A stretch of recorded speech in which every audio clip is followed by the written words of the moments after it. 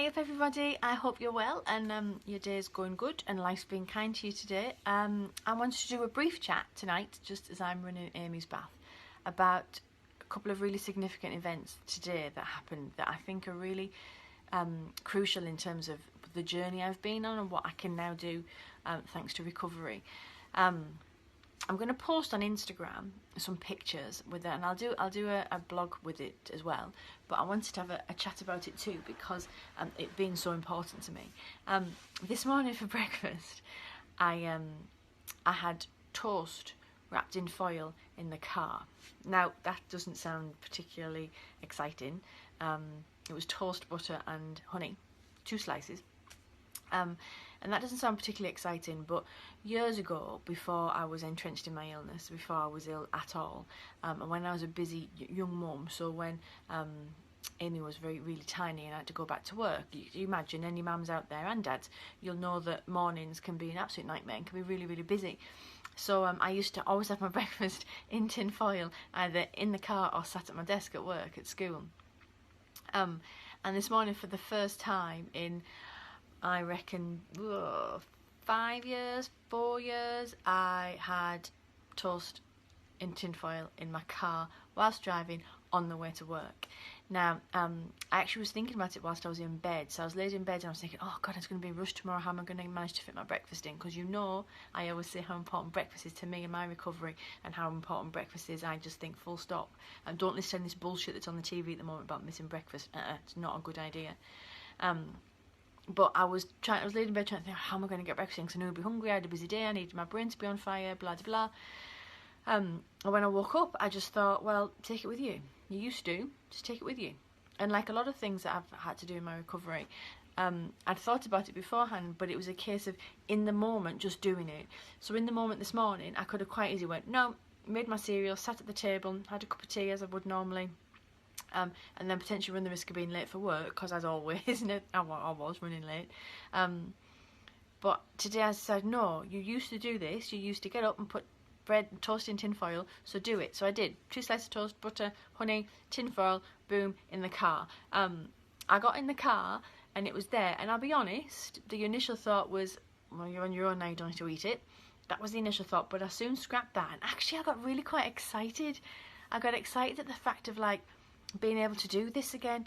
I got excited about the fact that I wasn't going to have to spend 15-20 minutes with the right bowl and the right spoon and the right amount of this, that and the other, and just trying to work out every element of what breakfast to make it perfect and an actual proper meal in my head. I was quite excited by the fact that, here's me, I'm driving to work, I'm stuck in traffic, it's busy, I've got a big day ahead of me, and I'm eating a piece of toast.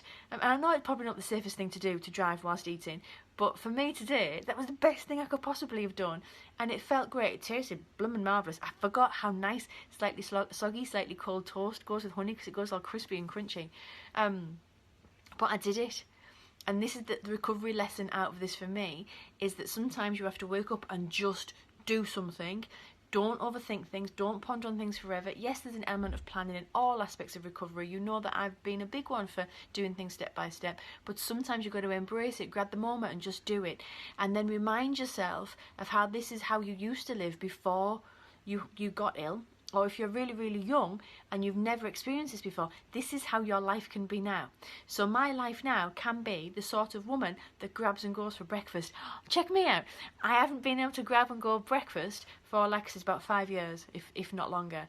But I have this morning, and now challenge repeat. So tomorrow I'm going to do the same. Tomorrow I'll probably stick exactly the same. Toast, butter, honey, because it was lush, tin foil, in the car, boom, gone. It felt really brilliant, and it tasted delicious, and it's grabbing life, and it's making it so that life is more important than food.